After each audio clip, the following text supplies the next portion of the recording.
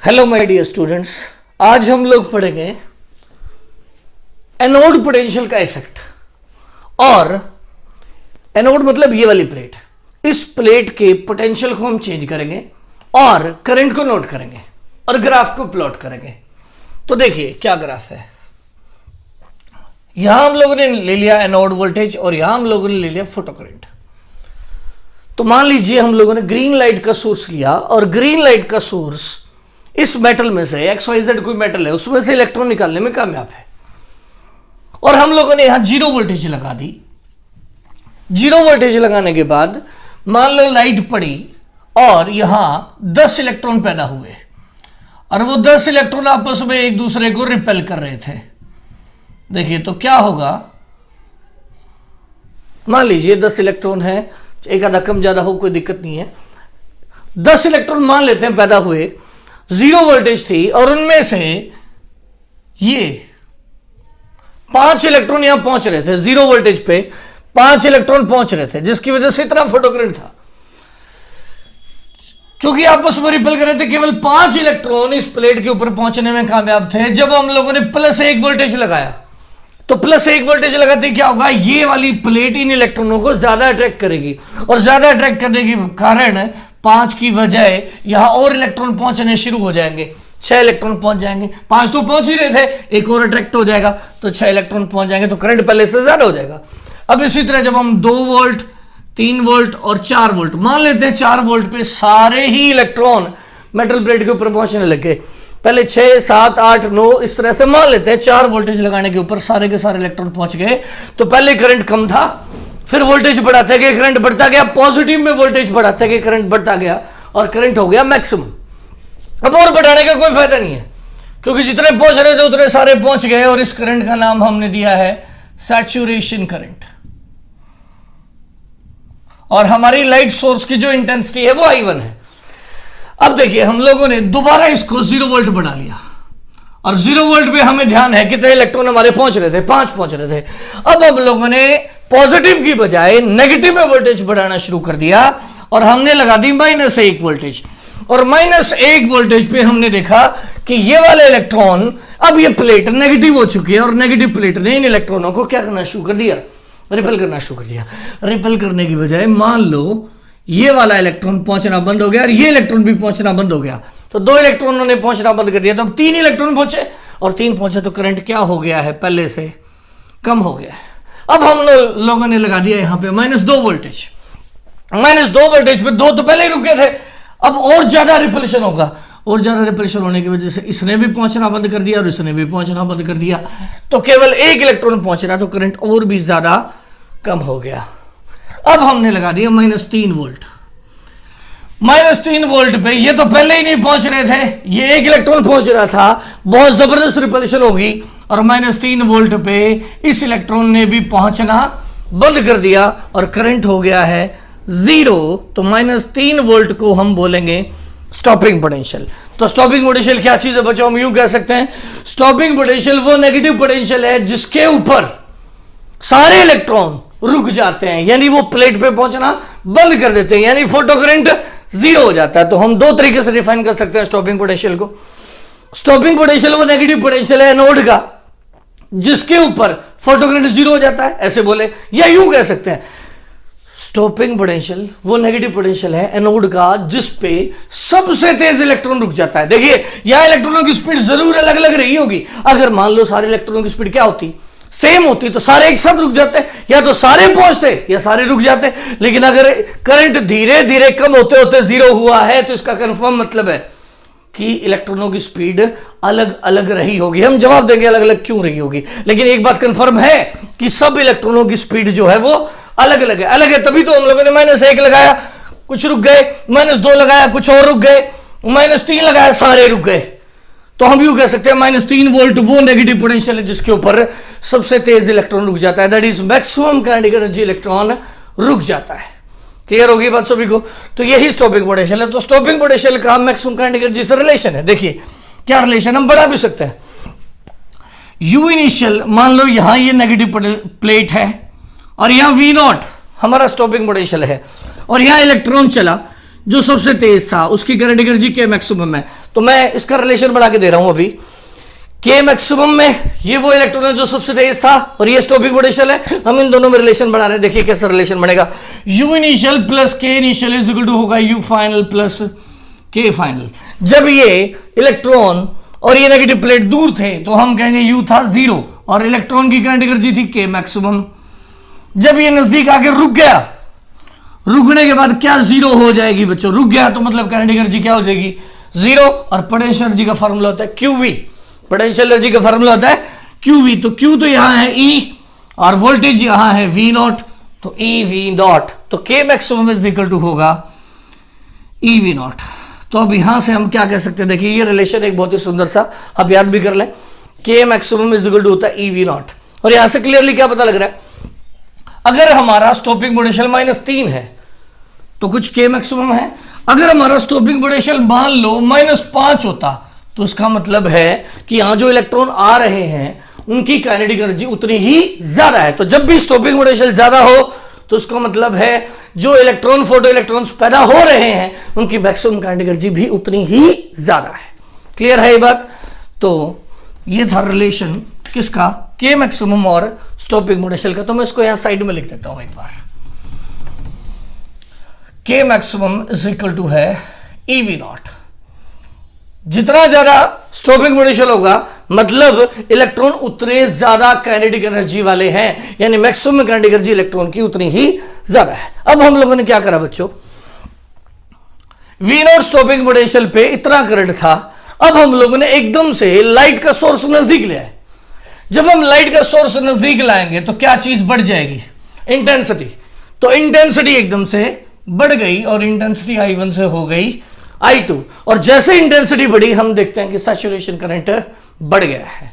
तो ये ग्राफ है बच्चों, potential anode potential versus photo current. आपसे पूछा जाएगा कि I2 ग्रेटर देन I1 के लिए आप ग्राफ बनाइए, तो आप बड़े आराम से बना सकते हैं। V यहां स्टॉपिंग पोटेंशियल, ये I1 इंटेंसिटी का ग्राफ है, ये I2 इंटेंसिटी का ग्राफ है। क्लियर होगी बात सभी को? अब बात करते हैं इस ग्राफ में जो हमने देखा उसमें क्या कंक्लूजन्स हैं, क्या कंक्लूजन्स हैं, कुल मिला के क्या कंक्लूजन्स हैं। पहला conclusion, different electrons have different speed. देखो उसके बाद पहले हम अपने दिमाग में सवाल क्लियर कर लें, उसके बाद हम उसे समझेंगे। एक्सप्लेन तभी होगा जब हमें क्वेश्चन क्लियर हो। पहला कंक्लूजन इस ग्राफ से हमें मिला, different electron have different speed. कैसे पता लगा, देखिए जैसे जैसे हम लोगों ने वोल्टेज को नेगेटिव में बढ़ाया करंट कम होते होते 0 हुआ। इसका मतलब सारे इलेक्ट्रॉनों की स्पीड अलग थी। अगर सब इलेक्ट्रॉनों की स्पीड सेम होती तो करंट एकदम से 0 बनता, ना कि ऐसे कम होते होते 0 होता। तो इसका मतलब है पहला कंक्लूजन है हमारा इस ग्राफ से, अलग अलग इलेक्ट्रॉनों की स्पीड अलग अलग है। दूसरा कंक्लूजन, V0 दैट इज के मैक्सिमम, V0 कहूं या के मैक्सिमम कहूं एक ही बात, इज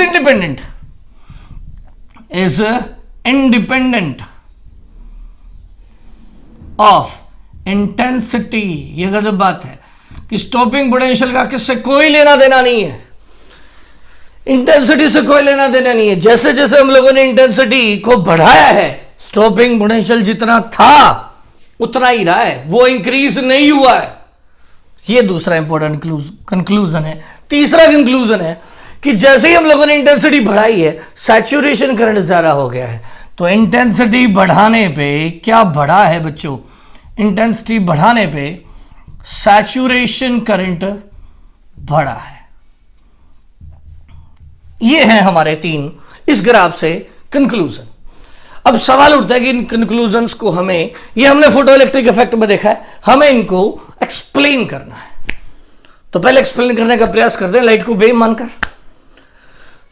देखिए वेव थ्योरी क्या कहती है, वेव थ्योरी कहती है कि बच्चों मान लीजिए यहां हम लोगों ने पौधे लगा रखे हैं, मैंने पहले भी बताया था फिर बता रहा हूं।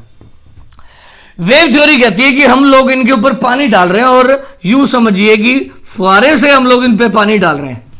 तो अगर इन पौधों को पानी मिल रहा है तो सबको बराबर मिल रहा है। यानी वेव थ्योरी का कहना है कि सब इलेक्ट्रॉन जो भी होंगे मेटल के अंदर उन सबको बराबर बराबर एनर्जी मिलेगी। और अगर ऐसा है तो जब हम लाइट इसके ऊपर डालेगी मेटल के ऊपर तो सारे इलेक्ट्रॉनों को सेम एनर्जी मिलेगी, और अगर सबको सेम एनर्जी मिलेगी तो सारे इलेक्ट्रॉन सेम स्पीड से बाहर आने चाहिए, तो सबका स्पीड क्या होना चाहिए, सेम होना चाहिए। जबकि हमने एक्सपेरिमेंटली देखा कि सबकी स्पीड क्या है, अलग है। तो ये बात हम किससे नहीं समझ पा रहे हैं, वेव थ्योरी से नहीं समझ पा रहे हैं। इसको हम समझेंगे किससे, आइंस्टीन थ्योरी से। देखिए अलग अलग इलेक्ट्रॉनों की स्पीड अलग अलग क्यों है, इसका जवाब आइंस्टीन थ्योरी से क्या है। आइंस्टीन के हिसाब से ये वही पौधे हैं और वही पानी है, बस फर्क क्या है, इस बार हम जो पानी दे रहे हैं पौधों को वो यूं दे रहे हैं जैसे लाइट का सोर्स जो है वो यहां से बंडल्स फेंक रहा है, या यूं समझो पानी के लोटे फेंक रहा है।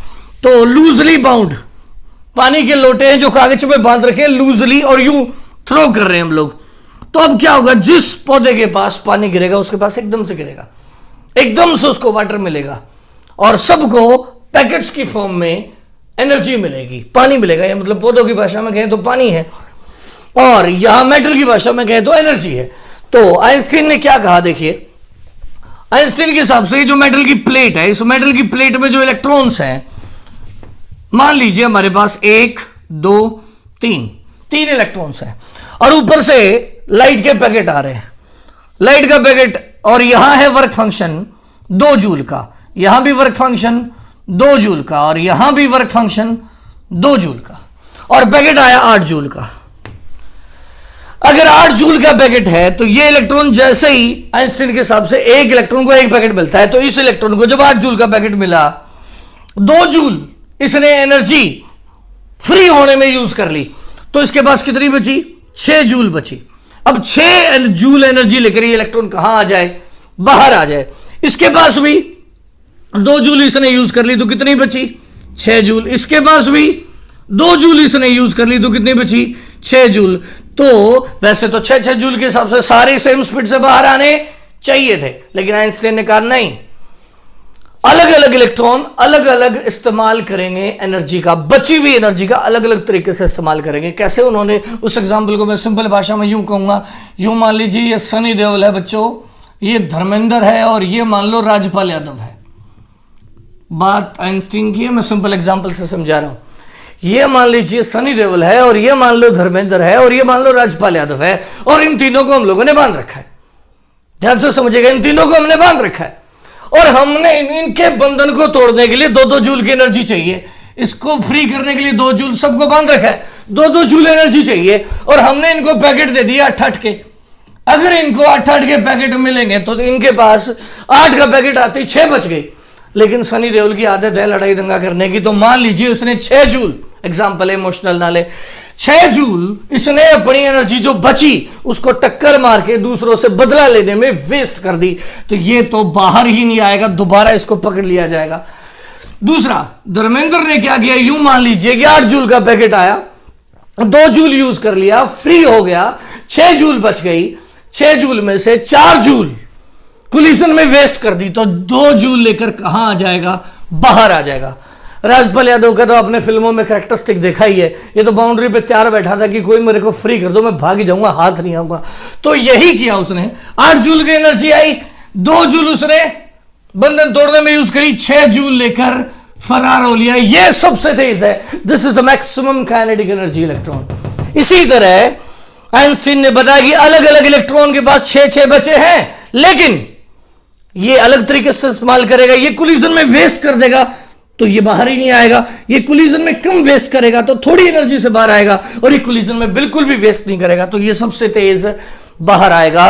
तो इस सवाल का जवाब बड़े आराम से आ गया है कि अलग अलग इलेक्ट्रॉन अपने पास बचे हुए पैकेट का इस्तेमाल अलग अलग ढंग से करेंगे, और जो इलेक्ट्रॉन सबसे कम एनर्जी का वेस्ट करेगा, मोस्ट इकोनॉमिकल यूज करेगा पैकेट का, वो सबसे तेज इलेक्ट्रॉन होगा।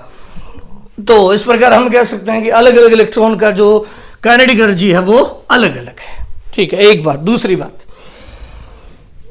के मैक्सिमम है, के मैक्सिमम मतलब राजपाल यादव यानी सबसे तेज इलेक्ट्रॉन। सबसे तेज इलेक्ट्रॉन की जो एनर्जी है वो किससे चेंज नहीं हो रही है, इंटेंसिटी से चेंज नहीं हो रही है। तो क्यों नहीं हो रही ये समझते हैं।